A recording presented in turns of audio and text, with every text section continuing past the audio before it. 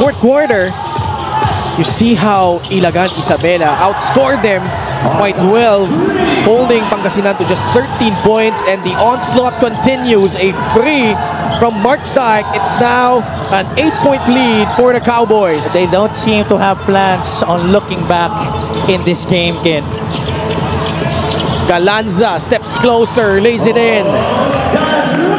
Defense nitong Ilagan Isabela. Not much fluidity on their offense, although Napoles bails them out with that jumper. Time in that third quarter. Second, that option, hindi na nila masyadong ine-explore compared to the first quarter.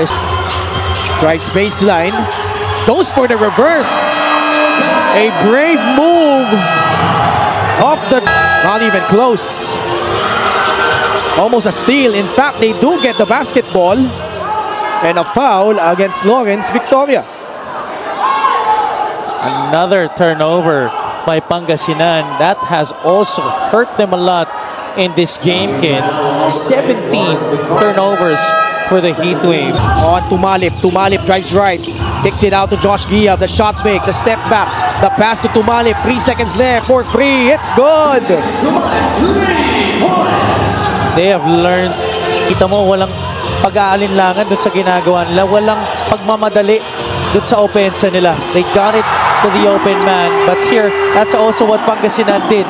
And they get the controls. The hesitation. Pingoy turns it over again. Tatakbo si Alin Mulanani. Dire-diretso. Lays it up and in. Lead back to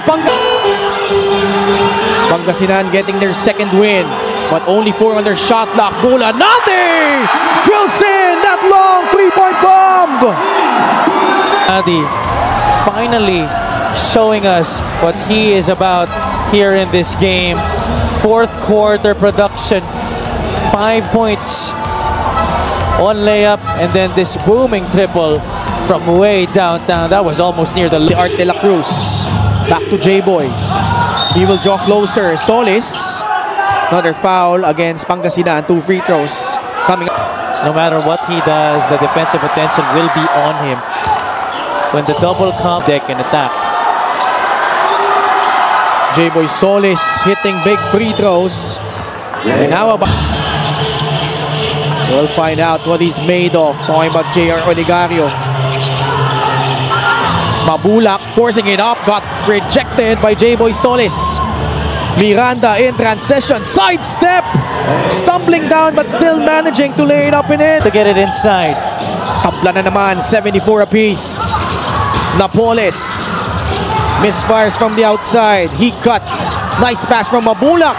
And Jory Napoles lays it in. J.R. Oligario yung bola. 76-74. The fourth quarter. J-Boy knocks down. The crowd booing him. Yeah, he misses the second. AP Maguliano. Art, series of moves. J-Boy, too strong. Wow, a foul against Olegario. Wala nang challenge ang Ilagan Isabela. After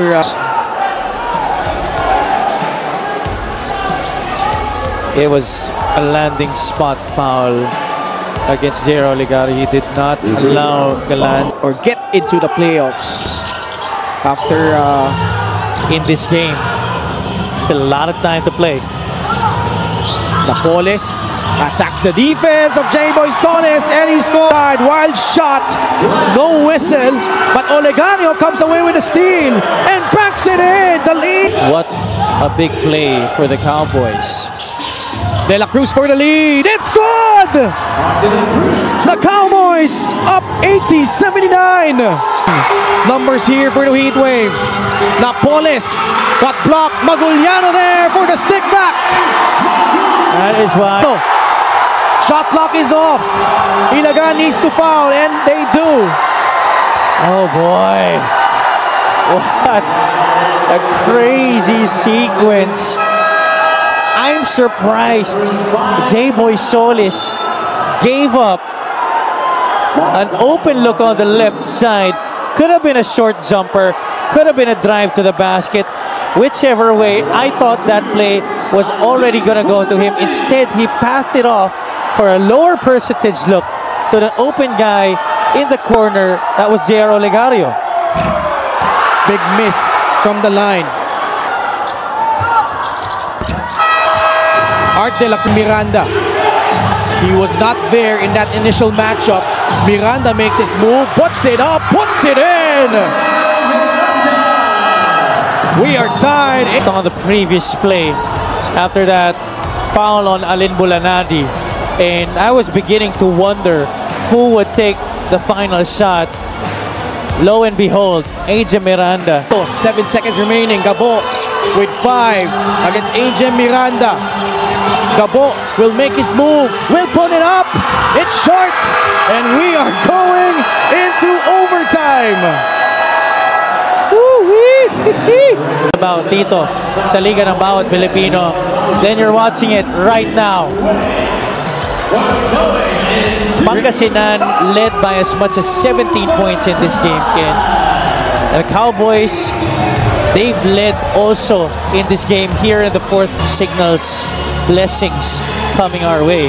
And this is definitely a treat for every MPBL fan watching tonight to have this game go another 5 minutes as his then get into the playoffs. But 2 big misses from the line. Galanza has had a shooting touch all night long. Knocks down another 3. Sticking to this 2-3 zone. Air ball from 3 from Alin Bulanadi. Susugod si AJ Miranda. Puts it up and another basket. AJ Miranda just finds a way. Mabasa dalawang lamang. Supalpal inabot ni Gabo kay Mark Dyke.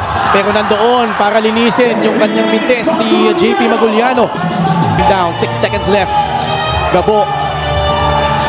Long 3-point shot. Oh my goodness! Hesed Gabo drills in that 3. Very well. All options denied. Had no other recourse but to take the shot himself with a shot clock winding down. 86. AJ Miranda, the pass to Don Gumaru. Well executed play off a timeout as it's Victoria. Ooh, not a good foul. Struggling from the line. It will, especially with this kind of situation. Hesed Gabo to make that shot difficult for Don Gumaru. Hard foul given up by Don Gumaru. Minutes. Galanza hits the free throw. Even averaging 10 points per game this season. They need to make up for 3 possessions. Miranda drives. And more free throws come. And in close games, it might even be the most important cricket game. Galanza, like you said, cramping up. That right leg doesn't look good at all. Parang tigas na ng calf muscle mo. Bumigay na. And Emer Oreta enjoying this game between Ilagan Isabela and Pangasinan. Tumalip giving up the foul. These are the moments that he loves, Ken. Yeah.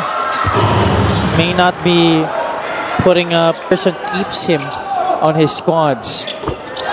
One of the rare guys that shines under the bright lights. Hesed Gabo. 98-91. Miranda got blocked and that's the ball game. Lucky for Ilagan Isabela, they will live to fight another day, but that's gonna be a knockout match going up against the surging One Bataan Risers.